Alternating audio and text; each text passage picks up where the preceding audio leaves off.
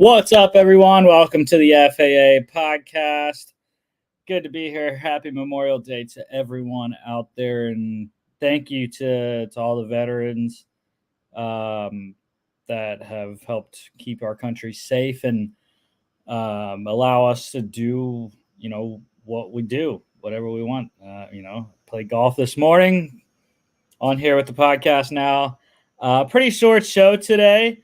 Just recapping the UFL, and then there's one bit of UFL injury news, and then we're gonna do the Broncos and Raiders draft recap. So it's gonna be pretty short, just me today. So hopefully everyone is having a good Memorial Day. Let's talk about UFL Week 9. So, like we've been saying, the playoff matchups already set. We already know who's going to be in the USFL Conference Championship and the XFL Conference Championship. However, we did not know still yet who is going to host both of those. And it got more interesting this weekend than any with the results of the 4 games. Birmingham essentially going to host regardless because of a scheduling conflict at Ford Field. So even if the Panthers would happen to win this next week and the Stallions lose, which I believe would create the tie the Panthers need to be the home team, they would be the home team, but it would still be in Birmingham. I believe that's how that would work. On the XFL side, because now the Battlehawks are a game back of the Brahmas, it is a winner-take-home field advantage next week in Week 10 in St. Louis. So the Battlehawks and the Brahmas will battle for home field advantage in the playoffs. Big for both of those teams. So the first game here, the Renegades, like I said, upsetting the Battlehawks 36-22. The 1 week Alec doesn't take the Renegades. They decide to win for him. Luis Perez was absolutely on fire in this game. 66.7%, 259, 3 touchdowns, 2 2-point conversions as well. And on the opposite side, Manny Wilkins struggled, just 56.3%, 179 yards, touchdown, but 3 interceptions, costly picks down the stretch. One of those, a pick 6 by safety Joe Powell. And that was a big – he threw all 3 of those under 5 minutes, I believe, in the fourth quarter when the Battlehawks were just 1 score out.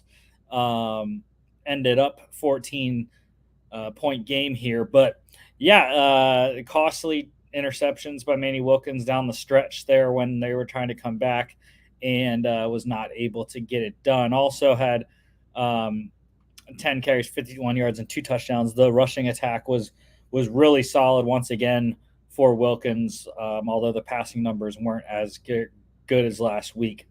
Jacob Sailors continues to ball out this year. 100-yard game, 104 yards on 14 carries, also caught an 11-yard touchdown pass.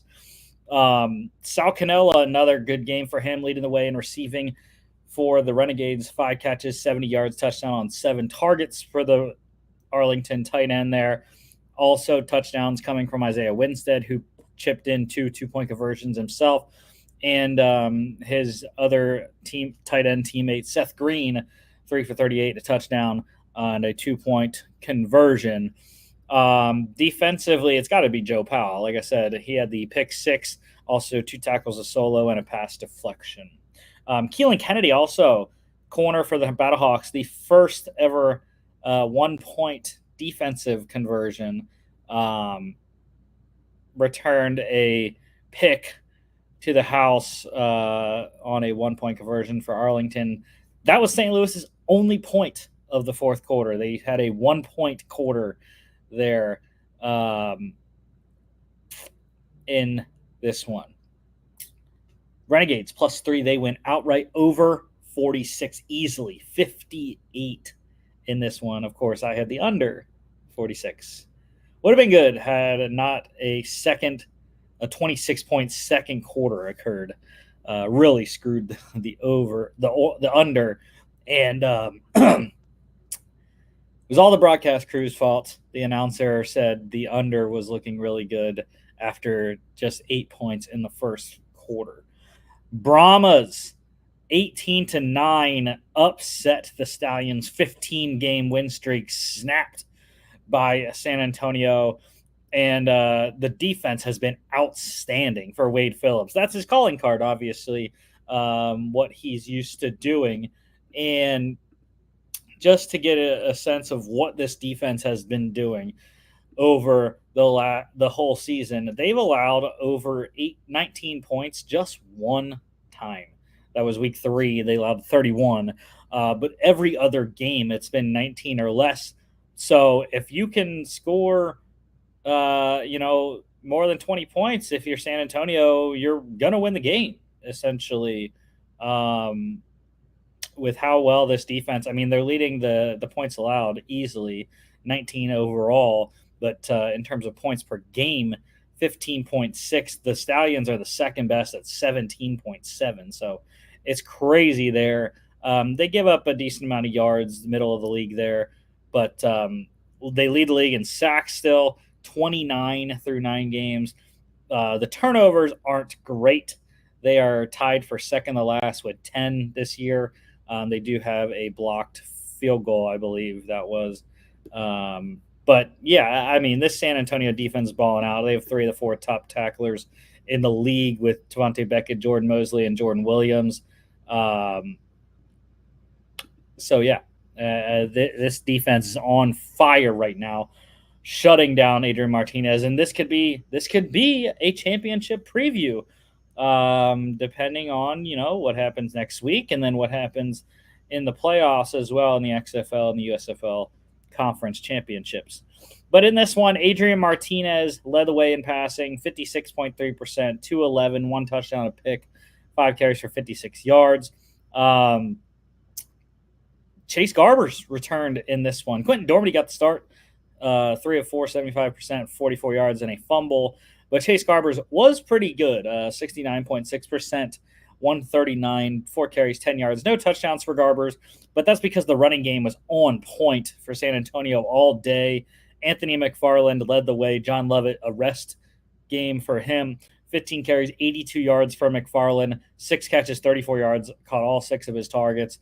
That's the dual threat ability you get with Anthony McFarland. The receiving threat out of the backfield, had 100 yards last week, just 34 this week, but it's the dual threat capability with McFarland, over 100 total yards on 21 touches in this one.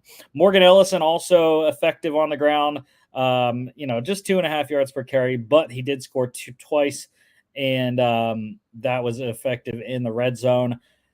Jay Sternberger, even in the loss, had an excellent day. 7 receptions, 110 yards, touchdown on 9 targets for the Birmingham tight end. Jontre Kirkland, second straight season, he has thrown a touchdown pass. His former Houston Roughnecks offensive coordinator, A.J. Smith, dialing one up. Kirkland threw a 36-yard touchdown to his teammate Justin Smith there. Also caught 4 for 66 on 7 targets to lead the Brahmas in receiving. And defensively, I'm going to go with Birmingham linebacker DeMarquise Gates, 9 tackles, 7 solos, a sack, tackle for loss, and a pass and a forced fumble. Brahmas plus 6.5 covered, or went outright. I had them plus 8.5, which was nice when Birmingham was threatening late. Under 43.5 easily, just 27 in this one. Yesterday, the defenders didn't have to play defense because their offense was electric. 36-21 over the Showboats. Jordan Ta'amu was absolutely fantastic. 20 of 24, 83.3%, 237, 2 touchdowns. The lone bad thing, the 2 interceptions were both overthrows. He continues to lead the league now with 9 picks on the year.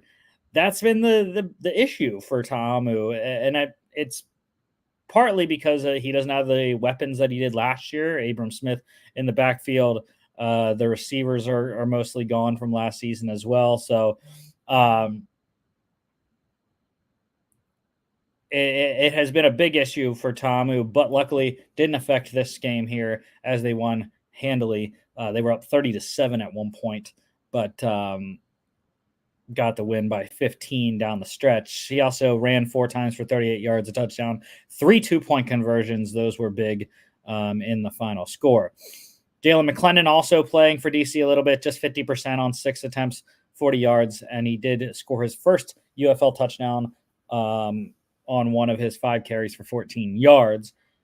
Memphis, they started Troy Williams, 4 of 7, 57.1%, 15 yards. Josh Love was really the guy that played the majority, though, for the Showboats, 9 of 14, 64.3%, 1 of 5, 1 touchdown, 2 picks, a rushing score, a 1 and 2-point conversions on the day. Yeah, Josh Love, he's definitely the guy that has looked the best of the 3 quarterbacks, I would say. He's definitely fresh, having only joined the roster a couple of weeks ago and hadn't played since his time with Michigan last year, but looked good last week and looked decent this week. The 2 interceptions were tough, but 2 touchdowns as well. And, they got to figure out a lot of stuff in Memphis, but Josh Love is potentially a guy they can look toward 2025 with, even with Case Cookus on the roster. One bright spot, though, for Memphis was the rushing attack. Darius Victor was excellent in this one, 14 carries, 98 yards, a touchdown, 2 catches for 3 yards as well. His teammate Jonathan Adams led the game in receiving, 5 for 73 on 7 targets. He caught the 1 and 2-point conversions from Josh Love. Kiki QT had a good day as well, leading the defenders in receiving, 5 catches, 69 yards, caught all 5 of his targets. Also ran 3 times for 17 yards and a touchdown on the 1 drive. Chris Rowland, Alex Ellis catching touchdowns for DC from Ta'amu as well. And then Vinny Papali continuing to be a touchdown machine, his 5th of the year from Josh Love late in this one. Defensively, I am going to go with the bottom guy, Memphis safety Quentin Meeks, 3 tackles, 2 solos, 1 sack, and 2 tackles for loss. The defenders covered easily minus 5.5 over 45.5. 57 there. And the final one, the Panthers beating the Roughnecks 26-22, 5-game win streak for Michigan. Now they are on fire, as is their quarterback, Bryce Perkins. Danny Etling got the start, though, 12 of 18, 66.7%, 110, 1 pick, 2 carries for 10 yards, his first game back after multiple weeks out. But like I mentioned, Bryce Perkins should be the guy going forward and into the playoffs against Birmingham. 12 of 15, 80%. He's throwing 81.8% on his 2 games so far this year. 121 yards, a touchdown, a pick, 6 carries, 76 yards, and 2 more scores, 3 total on the day for Perkins. That's the reason why I think Bryce Perkins should be the guy going forward. His dual threat ability and the legs have been paramount to his success on the offensive side of the ball. And the comeback, the Panthers were down 10 early on in the 4th quarter. They came all the way back, ended up winning this one by 4, and that was a lot to do with what Perkins was doing on the ground and through the air. Nolan Henderson got the start in this one for Houston, 7 of 18, 38.9%, 152 touchdowns, 9 carries, 66 yards, and 2 1-point conversions. Reed Sinnett also playing in this one, 6 of 11, 54.5%, 57 yards. Mark Thompson led the game in rushing outside of the quarterbacks, 11 carries, 38 yards, a touchdown, a fumble, and a 3-yard reception. Not a great day for Thompson, as we've become accustomed to, but nonetheless getting in the end zone. Nate McCrary scoring his first touchdown on the year for Michigan. Justin Hall was a monster for Houston in this one. 6 catches, 109 yards, 2 touchdowns on 11 targets, and a 1-point conversion. COC Mariner on the other side, 5 yards short of a 100-yard day, caught all 8 of his targets for 95 yards. Big day for him. And Trey Quinn catching his first touchdown for Michigan this year as well. Defensively, it's easy, and I think it's defensive end Breland Speaks for the Panthers. I think he made his case for Defensive Player of the Year, and I think he should be. He's been a monster all year. 6 tackles, 4 solos, 3 sacks, 4 tackles for loss, and a pass deflection. He now has 8.5 sacks in the year, 12 tackles for loss. He has been absolutely dominant on the edge for the Michigan defense, and it's tough because they have 2 Defensive Player of the Year candidates, as Joe Klatt showed his projected award winners. He had Kai Nakua winning Defensive Player of the Year, safety for the Panthers. But I am going with Breland Speaks. I love the sacks, and 8.5 through 9 games is pretty solid. Roughnecks +6. They cover over 39.47 there. And like I said, there is really not any news going on. So the one thing I do have, though, the Battlehawks quarterback A.J. McCarron, head coach Anthony Beck saying he is still day-to-day. So unknown who the quarterback's going to be this coming weekend, but have to think if McCarron can go, he will, because he by far gives them the best chance to beat San Antonio. Wilkins, I'm thinking that he might be a little jilted by the 3 picks late against Arlington. Maybe not, but I definitely think A.J. McCarron is the best option for St. Louis, despite Wilkins' running ability. And with home field on the line, I think if McCarron can go and be effective, I think it has to be A.J. McCarron in Week 10, especially since they're at home and want to stay home. All right, the Broncos and the Raiders. So not wearing my Bo Nix jersey, or my not Bo Nix. I would love a Bo Nix jersey if anyone wants to send me one, but not wearing my Broncos Tim Tebow jersey that I have because I had to wear my Freedom shirts for Memorial Day today. But let's get to the new quarterback for the Denver Broncos. The first pick for Denver in this draft, 12th overall, quarterback Bo Nix from Oregon. 3rd round, 76th, edge rusher Jonah Ellis from Utah. 4th round, 102, wide receiver Troy Franklin. They get Nix's college teammate from Oregon. 5th round, 145, corner Chris Abrams-Drain from Missouri. Also in the 5th round, 147, running back Audric Estime from Notre Dame. 7th round, 2 picks, 235, wide receiver Devon Vele from Utah, and 256, the penultimate pick, center Nick Gargiulo from South Carolina. I was a fan. I was a big fan of the Broncos draft. I thought they got a lot of quality pieces, and they filled pretty much all my needs. I had guard depth as the last need for me, and they got that because they have Nick Gargiulo slotted as the backup left guard. So that's perfectly fine. Can probably play all 3. I'm not very familiar with Gargiulo from SC, but anyways, I was a big fan of Bo Nix. Bo knows.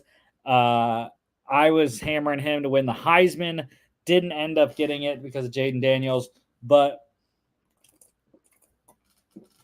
I think he's a perfect fit for Coach Payton's offense. I've been saying this for months now, probably since January, that I really love the Denver Bo Nix connection.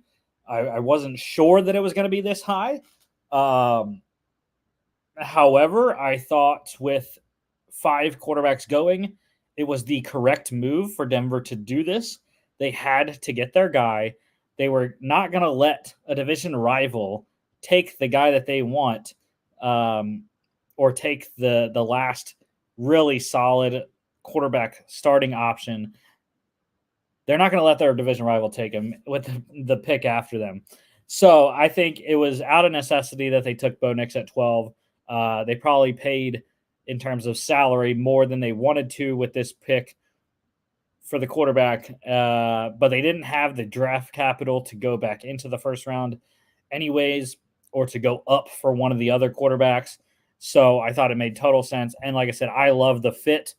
I think he is going to be awesome. He is a Drew Brees esque type of quarterback. Obviously, he's taller than Drew Brees, but the accuracy, the most accurate quarterback in college football history, beating out Mac Jones' record this past year. I think he really, really matured at Oregon from his Auburn days. And with some pieces around him, like they have in Denver, I think it could be a really successful pairing with him and Coach Payton there. So I love the Bo Nix pick. That alone gives me a high grade for this draft. But then when you look at what else they did, right? So Troy Franklin getting Nix's teammate, someone that he's already familiar with, I thought that was excellent. They needed wide receiver depth, especially with the Jerry Jeudy trade. They signed Josh Reynolds from Detroit. They're going to ask Marvin Mims to step up in year 2. Also, they have some guys that have been on the roster for a little bit with Tim Patrick and Lil Jordan Humphrey as well. And they doubled up Devon Vele at the end there, kind of a developmental piece at the wide receiver position. So I thought getting Nix some help.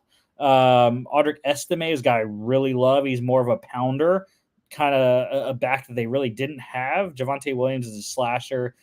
P. Ryan is a guy that's more of a third down back, but Estime is going to give them a big guy that can pound the rock, especially in between the tackles and in the red zone. I think he's going to be effective there. And then let's look at the defensive players. I love it. Jonah Ellis was a guy that not really sure I like in the 3-4 defense, but I think he does have the tools that he could end up standing up and rushing outside. You know, I was fine with their outside backers. I know leading up to the draft, my colleagues, Jimmy, and I think even Logan said it, or maybe it was John, when we were doing some of the mock drafts, they weren't a big fan of what they had. They thought they needed to upgrade there. Baron Browning, Jonathan Cooper, Nick Benito, all drafted in the last couple of years. They also have Ronnie Perkins. And so, yeah, I liked those guys. Jonah Ellis is going to be a nice fit in that as one of the top 4 edge rushers there for this Broncos defense. And then Chris Abrams-Draine, this was a steal in my book in the 5th round. I really thought he was going to go a lot higher. They had work to do at corner. I thought they should have addressed it a little higher, but obviously they didn't have the picks to do that. And I enjoyed what they did in their first 3 picks. So having to wait and being available in the 5th round, like I said, was crazy in my mind.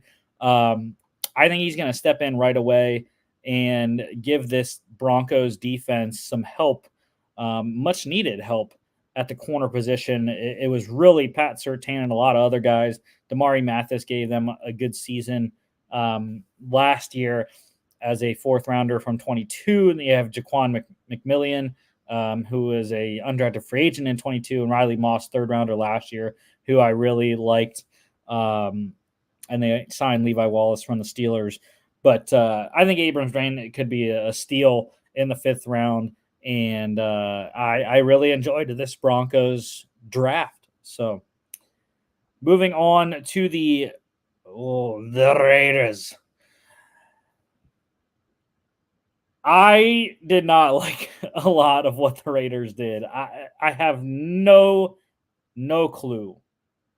The Brock Bowers pick was very much unwarranted.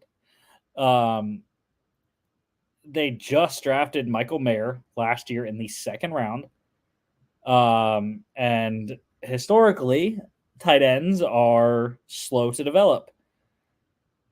So it made no sense in my mind that the Raiders drafted him at 13. Now I understand you're probably you're gonna have to run 12 personnel. That's gonna be your base. It cannot be 11 personnel. If you're running base 11 personnel, Coach Pierce, you are doing your talent a disservice because you're then leaving either Brock or Michael Mayer off the field, and both can block. Now, I think what a lot of people are talking about is Bowers is going to be more of a tweener, tight end wide receiver, going to be split out more than in line, which I also think is a disservice to Brock Bowers' talent. He was an excellent blocker at Georgia. That is why Georgia's run game worked so well, because Brock was essentially a sixth lineman out there on the field with how well he blocked, and that's why he was the by far the number one tight end in this draft, was because of how well he could block. He's a complete tight end. Obviously, the receiving aspect is awesome, and the after the catch, the speed. But I'm telling you, I think it would be a great disrespect to Bauer's talent if he is not in line almost the same amount of time that he is split out. So just saying that he should be the number one tight end, obviously. Talent, he's better than Michael Mayer, but I still liked Michael Mayer last year, and we'll see how they run this offense. But under new offense coordinator Luke Getsy. Going to the next one here, Jax Powers-Johnson. I was a fan. They needed some guard help, and I thought it was interesting because they drafted him as a guard. I liked him as a center. Obviously, he can play all three, but I thought he was a really good center, probably the second one after Graham Barton from Duke with the Bucks now. But I kind of liked that one, not as much. And then we're getting into, more picks here. DJ Glaze, I thought was excellent pick at 77. Getting some competition at right tackle. I liked that pick. The defensive ones were interesting. Dick Marion Richardson, I wasn't that big of a fan of. Granted, did not know a ton about him. They did need corner help. They still do need corner help. It's not great in Vegas. The other corner that they drafted, though, love MJ Devonshire. I thought he was going to go a lot higher than 229 in the 7th round. So I was a big fan of that one. I really think he's going to make a difference in this secondary. They also got Jaquan Shepard from Maryland as well, and undrafted free agency. I also am a big fan of Trey Taylor. Again, super surprised he was there in the 7th round. He was a guy I thought would have went high 4th, maybe even stuck into day 2. He's going to have a little bit of an uphill battle. Now they have Trayvon Merring and Marcus Epps here. Chris Smith, they drafted last year in the 5th round. But I think he's going to find a spot, definitely. Probably going to be, at the very worst, the 3rd safety in sub packages. So could get on the field early. I think he's a great tackler as well. Tommy Eichenberg's a guy I really like. They needed linebacker help behind Robert Spillane and Divine Diablo. Eichenberg's a solid player. I have question marks about his coverage aspect, but they were comfortable enough with that and with the value at 148 to take him, so I understand that. I think he's going to be a 2-down type of guy in the NFL. And then the Dylan Lobby selection, I wasn't a fan of. I understand he's one of the better pass catchers in the draft. However, they already have Zamir White. Obviously, he's going to be your between the tackles pounder. They have Alexander Madison, who's similar to Zamir White, maybe even better, but he's had fumbling issues throughout his career. You have Amir Abdullah, who's already the pass-catching back. Maybe the Raiders cut Amir Abdullah if Lobby looks good in training camp and whatnot, and they can play the rookie at a much smaller price tag. And then they also have other guys. Britton Brown, they drafted in 2022 in the 7th round from UCLA, and they signed Sincere McCormick that same year as an undrafted free agent who I loved coming out of UTSA. So it's a crowded backfield there in Vegas. So the Lobby pick doesn't really move anything for me. But yeah, it was a weird draft. Again, the Raiders, like I said, pre-draft, they were one of the few teams that I was like, I have no clue what this team's identity is, what the direction is, because of the uncertainty at quarterback, because of how the coaching staff was turned over mid-season last year. And there's just not a lot of players on this team that excite you. And I feel bad for Devontae Adams because it's like, all right, well, like Devontae is by far their best player. It's close probably between him and Max Crosby. But it's a tough situation for those two guys to lead this team through a transition and through, I think, in my mind anyways, and maybe some other people agree, questionable, decision making at the highest levels of the organization. So they've got a lot of work to do. Antonio Pierce is a defensive guy by trade. And, this defense doesn't scare me. It really doesn't. For one thing that's interesting, they have Tyree Wilson slated as a tackle beside Christian Wilkins. That could be scary. He is 275 on our lads roster. So, the front four, pretty solid. Crosby, Wilkins, Wilson, and Kuntz. But it's the back seven that I'm not liking between the linebackers, and then the secondary I think has a lot of holes. I'm not swayed by anyone in there other than maybe Trayvon Merrick. But the offense I think has a lot of question marks as well. And we'll have to wait and see, obviously, how it pans out. But going to the grading part of this draft recap here, the Broncos, like I said, I really liked the first 4 picks, heavily weighted by the Bo Nix selection. Actually, I liked their first 5 picks, really. So I am giving the Denver Broncos an A. I think they really did a great job with just 7 picks. And I think the Bo Nix selection is really what's going to make or break this draft class. I think Sean Payton's a good coach, and he's going to get Nix up to speed pretty quickly. And the Broncos, I think, could surprise some people this year. In terms of the Raiders draft, the talent-wise that they got is good. I just did not like it with what their roster was and what I had as needs. There were 2 needs that they left me with. Edge rush. I thought they needed upgrades at edge. Max Crosby has been asking for someone to help him opposite. They thought that was Tyree Wilson. Had a decent rookie season last year.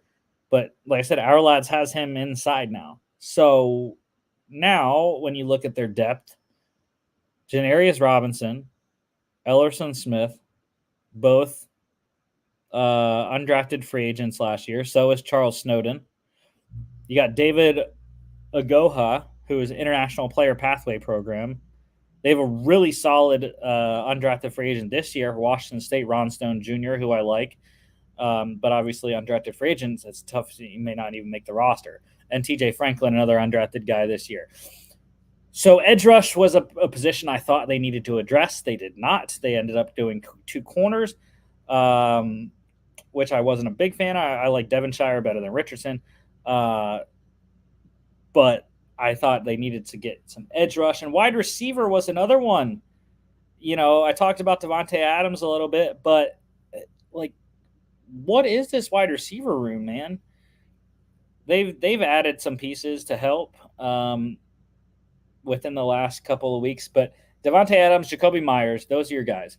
Trey Tucker had an excellent rookie year as a third rounder last season. They did sign Michael Gallup, so I do like that. If he is healthy, he could be the third wide receiver potentially. Jalen Guyton is a guy that has produced in the past for the Chargers, but can he continue to do that? And then they have a bunch of other guys that really aren't, world beaters in my mind. So I thought they really needed to upgrade the wide receiver position. They did not address that as well, especially because Devontae is not getting any younger. Neither is Jacoby Myers. Those two are relatively old, and they need someone to take over and develop some players at that position for the future. So, and I don't really see that on their roster. Maybe besides Trey Tucker, but we'll have to wait and see if he can continue to produce in his second year. So, with the Raiders draft, I am giving it a C minus. I just was not a big fan of. I really didn't see a direction and I don't see a direction for this team. Antonio Pierce has a good culture in Vegas, I think, but not getting a quarterback was a rough thing for Raiders fans. And again, I just don't know what kind of team we're going to see. Like, I think we're going to see a tough team because that's AP's personality. But I just don't know. I'm not sure about what this Raiders team is going to produce this year and years going forward. So that's why I'm giving them a C minus. I just love my guy Brock Bowers, love JPJ, and I really enjoy Trey Taylor and MJ Devonshire as well. But the guys aren't the problem; it's the fit with the team that's the problem for me. And with many other more pressing needs, especially with the Bowers selection, I thought corner definitely was a fit there at 13. I thought they should have taken the first corner off the board, probably Quinion Mitchell. But yeah, so A for the Broncos, C minus for the Raiders. That is the show, guys. There is not a lot going on. It was a pretty slow news week this week. So next Monday we'll be talking UFL playoffs. We'll get you all your UFL Week 10 game recaps, and then we'll continue our draft recap series with the Seahawks and the Bengals. Hopefully we can get our guy John on from New Mexico. Thank you all for watching. Don't forget to follow us on all our social media at FAA Podcast on Instagram and X. FAApodcast.com is our website. You can check us out here on YouTube, Facebook, X, and Instagram, as well as Spotify, Apple Podcasts, iHeartRadio. And guys, I appreciate the love. 31 downloads last week. We hit the 2,500 download mark this week as well.